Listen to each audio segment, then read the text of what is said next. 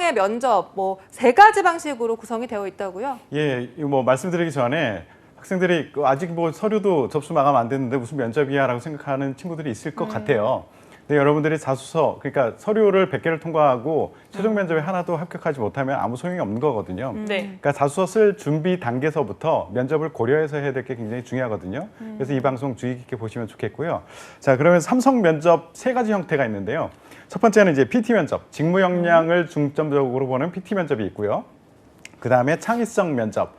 기업에서는 요즘에 창의력을 굉장히 많이 요구를 하죠, 신입사원들한테. 근데 뭐 사실 입사하고 나면 창의력을 발휘할 기회는 많지는 않을 겁니다. 그래도 어쨌든 입사할 때까지는 창의력이 굉장히 필요하다라고 해서 창의성 면접을 보고요. 네. 그다음에 임원들이 주로 보는 인성 면접, 요 3가지 형태로 면접을 진행을 합니다. 네.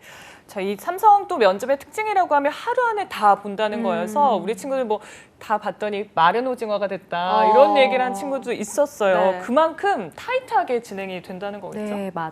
그러니까 진짜 너무 까다롭다. 진짜 삼성답다. 이런 평들이 실제로 진짜 많고요. 삼성 면접의 경우 즉 원데이, 그러니까 하루에 다 치르기 때문에 더 그런 것 같아요. 근데 이제 면접 소요 시간을 사실은 보면 임원 면접이나 직무 역량 면접 그리고 이제 창의성 면접이 각각 사실 30분에서 1시간 이내로 소요가 되는 것이지만 각 조별로 이제 대기 시간을 사실은 감안을 하게 되었을 때 네. 아침부터 저녁까지 하루 종일 걸리는 여정이 되는 것이거든요. 그만큼 좀 긴 시간 좀 진행이 되기 때문에 꾸준히 체력 관리를 하시는 것도 저는 정말 중요하다고 생각을 하고요. 전체 프로세스를 한번 여러분들이 댁에서도 시뮬레이션을 한번 해보셨으면 좋겠어요. 그러니까 예를 들어서 대기 시간이 좀 발생을 할 때 직무 면접이나 그리고 창의 면접의 경우에는 문제를 푸는 시간과 그리고 또 면접장에 입장을 하는 그 사이에도 대기 시간이 또 발생을 하거든요. 그럴 때 내가 좀 정리를 했었던 내용들을 결국 머릿속으로 어떻게 발표를 하겠다 이런 것들을 한번 이미지 메이킹을 실제로 한번 해보셨으면 좋겠습니다. 네. 면접이란 게 단 몇 분을 봐도 사실 진이 엄청 빠지거든요. 그런데 맞아요. 이게 하루 내내 진행이 된다고 하니까 얼마나 힘들지 약간 상상은 안 가는데 이 삼성전자 면접의 특징 좀 꼽아주실 수 있을까요, 태성 씨? 예, 삼성 면접은 일단 모든 면접이 다대일로 진행이 돼요. 그러니까 지원자 1명에 면접관 여러 명, 3명 또는 4명이 들어가서 본다. 이거 가지고 유추할 수 있는 것은 1명을 놓고선 그렇게 집중적으로 본다는 건 그만큼 면밀히 보겠다라는 얘기거든요. 그리고 또 하나는 요즘에 AI 면접 비스무리한 것이 하나가 추가됐어요. 네. 그런데 이거는 뭐 알려고 하지 마십시오. 그냥 즐기십시오. 뭐냐면 합불에는 아직은 큰 영향이 없어요. 이거는 한 3, 4년, 적어도 3, 4년은 그 데이터가 쌓여야지 합불에 영향을 줄 수 있다라고 생각하시면 되고요. 또 특징이 이제 PT 면접의 난이도가 점점 올라가고 있어요. 예, 지난 시즌부터 굉장히 많이 어려워졌다라는 얘기가 있습니다. 그런데 이제 여러분들이 형태가 바뀌고 어려워지고 있다라고 해서 굉장히 그런 면접을 달리 준비해야 되나라고 생각하시는 분들이 있을 수 있어요. 그런데요, 기업에서는요, 작년이나 재작년이나 지금이나 뽑고자 하는 인재, 사람은 똑같아요. 그 얘기는 평가 항목은 동일하다는 겁니다. 그래서 평가 항목은 동일하다라는 것을 명심하시고요. 또 하나는 그 면접까지 올라갔으면 더 이상 스펙은 영향을 주지 않는다. 면접까지 가서도 스펙이 이게 부족해서 저 어렵지 않을까요? 이렇게 고민하는 친구들이 있는데요. 스펙은 영향을 주지 않는다라고 생각을 하시고 임하시면 될 것 같고요. 그리고 점점 이거는 삼성뿐만 아니라 많은 기업들이 변하고 있는 추세인데 계열사 그리고 직무에 특화된 질문 그 방식으로 진행하는 경우 이것이 굉장히 많이 확대되고 있어요. 그래서 내가 지원하는 회사 그냥 삼성이다라고 생각하지 말고 삼성전자면 삼성전자, SDS면 SDS 이렇게 집중해서 그리고 내가 지원하는 직무 여기에 포커스해서 면접을 준비하시는 게 좋을 것 같아요. 네, 말씀하신 직무 면접에 대해서 좀 먼저 살펴보도록 하겠습니다. 지금 이제 PT 면접이라고도 하는데 최근에 난이도가 높아졌다라고 하셨잖아요. 그럼 이게 이제 발표를 하게 되는 건가요? 네, 맞습니다. 발표를 하게 되는 건데요. 그러니까 직무 면접은 먼저 종이에 문제를 풀고 그리고 그거를 가지고 들어가셔서 화이트보드를 사용을 해서 발표를 하게 되는 프로세스인데요. 즉 평가를 하게 되는 주 요소들은 직무 역량, 적합도인데 이를 운영을 하는 면접 방식으로 발표 면접 방법을 도입을 한 거다라고 생각을 하시면 여러분들이 이해가 쉬우실 것 같아요. 그러니까 예를 들면 3가지 큰 주제 중에 하나를 고르게 되면 다시 그 주제에 맞는 한 3-4가지 문제가 꼬리 질문으로 이제 따라온다라고 생각하시면 될 것 같고요. 난이도의 경우에는 이제 기본 문제 하나, 적당한 기본 문제 하나, 그리고 응용 문제 이런 정도로만 좀 한번 생각을 해보시면 좋겠고요. 현직자 이제 4명의 면접관 분들이 여러분들이 결국은 문제를 풀면서 하셨었던 말의 어떤 용어 그리고 기법들에 대해서 꼬리 질문을 좀 많이 하게 될 거예요. 그래서 특히나 이공계 분들 같은 경우는 문제와 관련된 전공 수업을 들은 적이 있다라고 한다면 무엇보다도 저는 기본에 좀 충실하셨으면 좋겠다라는 말씀을 드리고 싶고요. 저희 이제 삼성전자 같은 경우는 직무기술서가 굉장히 자세하게 나와 있거든요. 거기에 보시면 예시로 추천 과목들이 명시가 되어 있어요. 그러니까 예를 들어드리면 전기전자공학이다라고 한다면 회로 이론이나 전기공학 실험 그리고 또 재료금속이다라고 하면 재료공학 원리, 재료물성 그리고 산업공학이다라고 하면 데이터 마이닝, 데이터 분석 이런 전공 수업들이 명시가 되어 있기 때문에 각각 여러분들이 전공 수업을 들으셨었던 과목들을 한번 리뷰를 하시면서 기본 개념들에 대해서 숙지를 꼭 하셔야 되겠고요. 그리고 인문상경계 분들은 아무래도 전공과 좀 무관하게 지원을 하시는 경우가 좀 많으실 수 있기 때문에 여러분들이 직무에 보다 초점을 맞추셔야 되는데 예를 들면 기출문제가 이런 것들이 있어요. 그러니까 국내 영업사업부다라고 한다면 기업에서 마케팅, 영업이 중요하다고 생각하는 이유는 무엇인가? 그리고 BCG 매트릭스 개념에 대해서 설명해봐라. 이런 것들도 있었고요. 경영지원 같은 경우는 이제 연도별 재무 분석이라든지 아니면 단기 순이익과 현금 흐름의 차이점을 한번 얘기해봐라. 라와 같이 전공 그리고 직무 관련된 기본 개념들에 대해서는 여러분들이 한번 기출 문제를 한번 쭉 수집을 하셔서 꼼꼼하게 한번 학습을 하실 것을 추천을 드립니다. 이렇게 PT 면접을 쭉 짚어주셨는데 평가 방법 자체도 어떻게 되는지 궁금하거든요, 태상쌤. 예, 이게 주의하셔야 됩니다. 그러니까 PT와 질의응답이라는 형태를 통해서 면접을 진행을 하는데 그래서 PT를 잘하면은 점수를 좋게 받을 것이다라고 착각을 할 수 있어요. 그렇지만 여러분들은 그 평가 항목이라는 것에 초점을 맞춰서 준비를 해야 돼요. 그러니까 PT를 잘하는 사람이 아니라 여기 평가 항목이 직무 이해력, 직무 전문성, 논리력, 문제 해결 능력 이걸 가지고 평가를 하거든요. 그렇기 때문에 PT를 아무리 잘해도 직무 전문성이라든가 문제 해결 능력, 논리력을 보여주지 못하면 나는 점수를 받을 수 없다라고 생각해야 돼요. 그러니까 how보다는 what에 초점을 맞춰서 준비를 해라라는 말씀을 드리고요. 이거는 또 이제 이공계와 인문계열이 조금 달라요. 그 이공계스러운 그런 전공을 가진 사람들이 이공계스러운 직무를 지원했을 경우에는 전공과 관련된 문제가 많이 주제로 나온다라고 생각을 하시면 되고요. 인문계스러운 직무를 지원하는 친구들은 그 전공과 관련된 것보다는 직무, 내가 지원한 직무에 조금 더 초점을 맞춰서 직무를 얼만큼 정확하게 이해하고 있는가, 그리고 현업에서 실제 발생할 수 있는 문제 상황을 제시하고 풀도록 하는 그런 경우가 많기 때문에 이공계와 인문계는 조금 다르게 준비를 하는 것이 좋겠다라는 말씀을 드리고요. 면접 준비 방법을 간단히 추가적으로 말씀을 드릴게요. 일단 처음에는 컨텐츠 자체를 좀 다지는 작업을 하셔야 됩니다. 무슨 얘기냐면 인문계는 아까 제가 말씀드렸죠. 어떤 주제가 나오는지. 보통 주제의 구성을 어떻게 하느냐 하면 지금 우리 직무에 영향을 줄 수 있는 또는 우리 회사의 비즈니스에 영향을 줄 수 있는 외부 환경의 변화, 이게 기술적인 변화가 될 수도 있고 사회적인 변화가 될 수도 있고 법규의 변화가 될 수도 있고 이것이 우리 비즈니스 또는 이 직무에 어떤 영향을 줄 수 있는가, 이것에 따라서 당신 직무에서는 어떻게 할 것인가, 이런 식의 준비를 하시는 것이 좋고요. 이공계는 아까 말씀드렸듯이 전공 관련된 주제들이 많이 나오기 때문에 그 전공 지식을 보여줄 수 있는 그런 전공 공부를 미리 준비하시는 것이 좋고요. 자, 이게 컨텐츠가 준비됐다면 이것을 어떻게 전달할 것이냐라는 것도 좀 주의를 하셔서 준비를 하셔야 돼요. 전달 틀이라는 것을 좀 준비하실 필요가 있을 것 같아요. 제일 그 여러 가지 방법이 있겠지만 제일 좀 괜찮은 방법, 제가 추천해 드릴 수 있는 방법은 여러분들 파워포인트 많이 쓰시죠? 네. 파워포인트의 메뉴에 보시면 삽입 안에 스마트 아트라는 그런 서브 메뉴가 있어요. 거기 보면 각종 템플릿들이 있어요. 그것을 내가 요거는 자주 사용할 것 같다 싶은 것 한 5개 정도만 뽑아 놓으세요. 그리고 나서 그것을 자꾸 사용하는 연습을 하시는 게 좋은데요. 보통 PT를 하라고 하면 학생들이 화이트보드에다가 엄청 텍스트를 적어요. 그러면 단점이 뭐냐 하면 텍스트가 많을 경우에 내가 부여받은 이 그 PT 시간 동안에 글 쓰느라고 시간을 다 보내. 네. 또 하나는 평가자 입장에서도 발표하는 여러분들의 이야기를 듣는 것보다는 저 글씨를 읽고 있어요. 아, 저게 뭐라고 쓴 거지? 글씨 작으면 또 알아듣기 힘들게 쓰면은 더 이렇게 하고서 보고 있어요. 그러니까 여러분들의 말을 안 듣는다는 얘기예요. 네. 손해예요. 그리고 또 하나의 그 단점은 여러분들이 텍스트를 많이 써놓으면은 PT를 할 때 평가자, 면접관들을 바라보지 못하고 화이트보드를 보면서 얘기를 해요. 그렇기 때문에 가능한 텍스트를 많이 쓰지 말고 지금 말씀드린 템플릿 이거 가지고선 그래픽으로 몇 개를 뚝뚝뚝뚝 박아놓고 그걸 가지고 얘기를 풀어놓으시는 것이 굉장히 좋다라는 말씀을 드리고요. 마지막으로 PT는요. 이론으로 아무리 연습을 해도 공부를 해도 안 됩니다. 해봐야 돼요. 그래서 스터디 그룹을 형성을 해서 직접 여러 사람이 나를 노려보는 상황에서 내 말을 할 수 있는 그 연습을 많이 하셔야 됩니다. 네, 그러니까 직무에 대한 이해가 가장 기본이고 좀 템플릿을 만들어서 많이 연습을 해봐라라고 이렇게 조언을 해주셨습니다. 자, 다음으로 창의성 면접이에요. 네.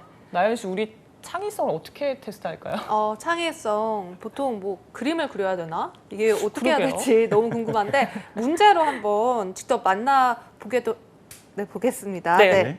그러면 이 창의성 요구되는 이 면접에 좀 어떻게 적용을 했을지 네. 스텔라 쌤이 네. 간단히 짚어주실까요? 네네. 일단은 창의성 면접의 평가 기준부터 여러분들께 좀 말씀을 드리고 싶은데 이거는 좀 같이 메모를 해주셨으면 좋겠어요. 네. 네, 지원자분들한테 과제를 제시를 하고 해결안 그리고 해결 과정 등을 관찰을 하면서 평가를 하는 게 핵심인데요. 이 창의성이라는 역량에 대해서 여러분들이 명확하게 이해가 필요하실 것 같아요. 자, 기존의 방식이 있는데 이거를 과감하게 한번 탈피를 하기 위해서 내가 새롭고 참신한 방법, 절차 또는 혁신적인 어떤 기술을 채택을 해서 여러분들의 이 발상의 전환을 추구하는 자세로 한 단계 더 나아가서 결국은 성과 달성에 헌신한다. 이게 핵심 포인트인데요. 저희 이제 삼성전자 창의성 면접의 경우에는 이슈와 관련된 키워드가 10개 정도 이제 주어지고요. 솔루션을 제시를 하는 항목일 경우가 많습니다. 창의성 검사는 인성 CBT가 이제 끝이 나면 바로 컴퓨터로 작성을 하고 문제를 받고 여러분들이 한 30분 정도 내외 문제풀이 시간을 갖고 개인 용지에 이제 정리를 하실 수 있는데요. 그리고 여러분들이 단골 질문으로 한 2가지 정도는 꼭 이제 염두를 하고 들어가셔야 돼요. 네. 이게 뭐냐면 일단 첫 번째는 창의성이란 무엇이라 생각하는가와 같은 정의에 대한 질문, 그리고 여러분들이 창의성을 발휘하셨던 개인의 경험을 추가로 많이 물어봐요. 그래서 제가 앞서서 말씀드렸었던 그 평가 역량의 정의를 여러분들이 꼭 숙지를 하셨으면 좋겠고요. 사실 많은 지원자분들이 좀 범하는 오류는 내가 새로운 아이디어를 냈다라는 관점에서만 사실을 제시를 하고 종료가 하는 경우가 좀 많은데 기업에서 요구하는 것은 결국은 이 새로운 아이디어를 내가 기획을 해서 이거를 조금 더 보다 구체화해서 어떻게 실행을 해서 성과에 조금 더 기여를 했는지에 대한 포인트라는 것을 숙지를 하시면 훨씬 좋을 것 같고요. 혹시 그러면 이제 창의성 면접 관련된 예시를 한번 화면에서 살펴보면서 좀 진행을 해봤으면 좋겠는데요. 네. 근데 이 기출문제가 사실 조금 연식이 됐어요. 그러니까 삼성이 기출문제 유출 관리를 굉장히 엄격하게 하고 있거든요. 기밀 유지 서약서도 받고 있고요. 그래서 잘 안 나오는데 저희가 요거를 보여드리면서 사실은 답변을 어떻게 구성하면 좋겠다라는 이 형식과 플로우를 참고를 하시는 걸로 부탁을 좀 드리겠습니다. 네, 함께 네. 보시죠. 네. 엄마가 이제 제가 읽어드릴까요? 네네. 네, 엄마가 아기의 모습을 카메라로 담고 싶은데 공간적, 시간적 제약이 있다. 또한 카메라를 사용하게 되면 아이의 부자연스러운 모습만이 담긴다. 다음 중 최소 2가지의 키워드를 가지고 해결책을 제시해라. 입니다. 키워드가 저장, 기술, 디자인, 렌즈입니다. 30분의 시간이 주어지는데 상당히 진짜 문제 자체도 창의적이다라는 느낌이 들 정도인데 이제 엄마가 아기의 모습을 이제 카메라에 담으려고 하는데 어떻게 네. 하면 좋을까 이런 문제입니다. 네. 그러니까 사실 굉장히 당황스럽죠. 그러네요. 정말 정말 당황스러워요. 당황스러운 거예요. 그러니까 이거를 여러분들이 이거를 진짜 어떻게 잘 준비해야겠다 막 이런 거 너무 부담을 가지시게 되면 사실은 가셔서는 굉장히 당혹스러우실 거예요. 네. 근데 이 주제 자체를 사실은 너무 이거를 몰입을 하시기보다는 사실은 주제는 계속 바뀌거든요. 여러분들이 같은 시즌에 이거를 시험을 보신다라고 할지라도 이게 기밀 유지가 굉장히 엄격하기 때문에 계속 수시로 주제가 바뀌어요. 그래서 여러분들이 이 주제에 조금 함몰돼서 나 큰일 났다 이게 지금 무슨 소리인지 아무것도 모르겠다 이렇게 와이드아웃이 좀 되시기보다는 제가 한번 모범 답안을 예시로 한번 들어보면서 여러분들께 좀 설명을 네. 드려볼게요. 일단은 이게 답변의 논리 구조를 좀 빠르게 정리를 하는 것이 사실은 가장 핵심입니다. 그러니까 결국은 이 키워드가 지금 주어졌다라는 거죠. 그러면 저장, 기술, 디자인, 렌즈, 이게 사실 뭔지는 잘 모르겠으나 이거를 어떻게 한번 내가 이거를 도입을 해서 논리적인 답변으로 한번 만들어 볼 것인지인데요. 그러니까 예를 들면 현재 이 문제에서는 정확히 사실은 상황이 무엇인지를 다시 한번 좀 정의하는 것부터 시작을 할 수 있을 것 같아요. 그러니까 현재 제약이라는 것이 공간, 시간 이 두 가지인데 제가 한번 예시로 드려볼게요. 자, 첫 번째로 공간적 제약은 물리적으로 사진을 찍어야 하는 주체인 엄마가 자율적으로 행동을 할 수 없고 또 보호가 필요한 아기를 케어까지 해야 한다는 것에서부터 시작을 합니다.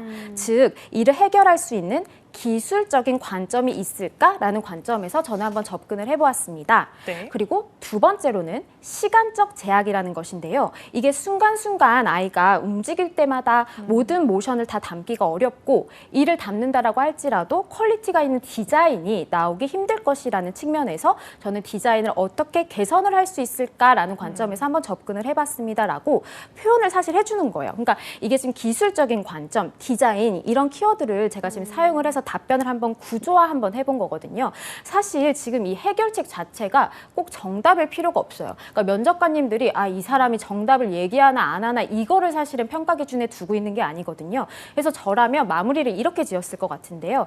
이에 제 해결책은 공간적 제약을 카메라의 저장 기능에서 기술적으로 개선할 수 있는 측면에서 한번 재미있는 상상을 해보았습니다.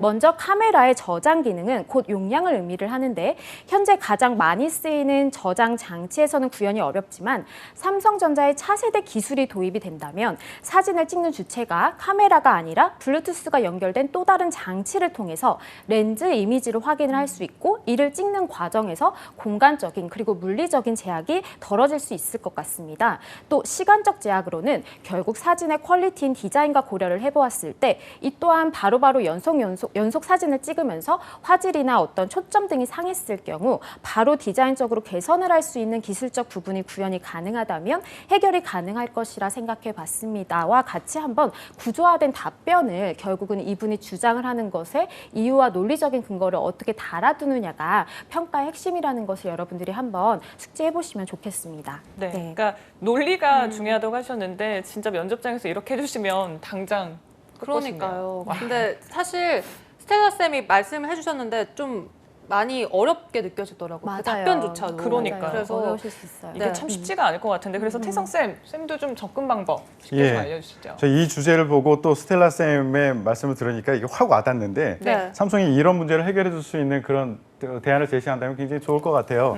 이거 주제를 보면서 야 이거 참 어렸을 때 제 아이 생각이 나더라고요. 아, 그래요? 그러니까 어렸을 때 사진 찍을 때 가만히 있지는 않잖아요. 그래가지고 이름을 몇 차례 불러요. 예를 들어서 사진 찍으려고 있으면은 막 움직이잖아요. 계속 움직이고. 그럼 처음에 도연아 까꿍 하다가 좀 이따 이제 톤이 낮아져요. 도연아 이렇게 낮아지거든요. 네. 네, 그리고 찍어놓으면 무슨 심령 사진 찍어놓은 것 같아요. 그러게요. 여기도 하나 있고 여기도 있고 맞아. 쫙. 네. 근데 이거 보석 연사 찍으면 안 되나요? 그러면 어두워요 또 빛이 밝게 안 나와요. 초점이 안 맞을 예. 수도 있겠네요. 그래서 이 문제 해결하면 되게 좋겠다라는 생각이 순간 들었습니다. 예. 어쨌든 이런 창의성 면접은 사실은 정답을 요구하는 게 아니다라는 것을 스텔라 선생님도 말씀하셨어요. 네. 그래서 이거 좀 명심하시고요. 이걸 좀 알고 가십시다. 그 어떤 주제가 주로 나왔는지 그리고 무엇을 평가하는지를 두 가지를 알고 가면 좋겠는데요. 주제는 보통 이제 전공보다는 사회적 이슈 중심의 주제들이 많이 나는 편이에요. 그래서 이 창의성 면접을 준비를 할 때는 사회적 이슈가 무엇이 있을까? 그리고 이것이 우리 삼성이라는 관점에서 어떻게 해결할 수 있을까라는 것을 미리미리 많이들 생각해 보시면 좋을 것 같아요. 네. 그리고 무엇을 평가하는가 이거 계속 강조하고 있거든요. 창의성 면접에서는 창의성, 논리력, 표현력 이 세 가지를 평가를 합니다. 그러니까 이 안에서 다른 것을 아무리 강조해도 나는 점수를 받지 못한다는 얘기예요. 그래서 이 평가 항목이 무엇이다를 명심하고 준비를 해야 되는데 그러면 현장에서 그 창의성 면접을 할 그 현장에서는 어떻게 대응해야 되느냐? 첫 번째 다시 한번 강조하지만 평가 항목에 초점을 맞춰서 내가 이 창의성이라는 것, 논리력이라는 것, 표현력이라는 걸 어떻게 보여줄 수 있을까? 여기에 초점을 맞춰서 창의성 면접에 임하시면 좋고요. 정답을 요구하는 것이 아니기 때문에 많은 학생들이 자꾸 이렇게 압박을 가져요. 무슨 그 학술 발표해야 하는 것처럼 나는 정답을 얘기해야 된다라는 압박을 갖는데 그럴 네. 필요 없어요. 그래서 내가 대안을 만약에 3개를 제시한다라고 하면 2개 정도는 나 이 정도 알고 있어. 지식이 이만큼 돼. 라는 것 뭐 보여줘도 괜찮습니다. 그런데 적어도 1개는 허점이 많더라도 꼭 나의 이야기, 나의 창의적인. 생각, 창의적인 공격을 많이 받더라도 상관없습니다. 괜찮습니다. 창의력을 보여줄 수 있는 나만의 아이디어를 분명히 말씀을 하셔야 돼요. 근데 많은 학생들이 자꾸 학술 발표회처럼 준비를 하고 얘기를 정답처럼 얘기하려고 해서 점수를 못 받는, 창의성 점수를 못 받는 경우가 많아서 안타까운 그런 상황이 많았고요. 이거를 위해서는 그럼 지금서부터 무엇을 준비해야 되는가? 그거에 그러니까요. 대해서 말씀을 드릴게요. 네. 창의성은 갑자기 나오지는 않을 거예요. 평소에 많은 생각들을 많이 하셔야 되거든요. 그러니까 평상시에 전철을 타고 다니던 계단을 오르던 이럴 때 생각을 수시로 하셔야 돼요. 그럼 생각했어. 그러면은 나 이런 창의적인 생각을 했어로 끝나는 게 아니라 적어두셔야 돼요. 그러니까 항상 가지고 다니는 거 있잖아요. 핸드폰 손에 항상 쥐고 다니잖아요. 네. 거기 메모 기능 다 있어요. 그러면 새로운 생각이 나면 거기다 하나하나씩 하루에 하나 정도씩은 적어 놓으세요. 그것이 나중에 큰 자산이 될 거거든요. 그렇게 해 놓으시고 그리고 뭔가 연결이 어려울 것 같은 어떤 상황과 추정 이런 것들을 연결을 시켜서 평상시에 많이 적어 놓는 거예요. 그리고 나서 요거를 논리를 세워서 친구들 앞에 가서 우겨보세요. 박박 우겨보세요. 우기기 위해서 나는 논리를 어떻게 펼쳐나가야 될까라는 것에 대해서 평상시에 많은 고민을 하고 그리고 연습이 될 겁니다. 그렇기 때문에 예를 들어서 AI 발달이 되면은 미래에 일자리가 많이 줄어들 것이다라고 많이들 생각하는데 네. 나는 우겨보는 거야. AI가 발달할수록 미래에 일자리가 늘어날 거야. 그거를 논리를 뒷받침할 수 있는 무엇인가를 자꾸 생각을 해보는 거죠. 예를 들어 또 아까 나왔으니까 카메라 기술이 발달할수록 카메라는 안 팔릴 거야. 왜냐하면 말이야.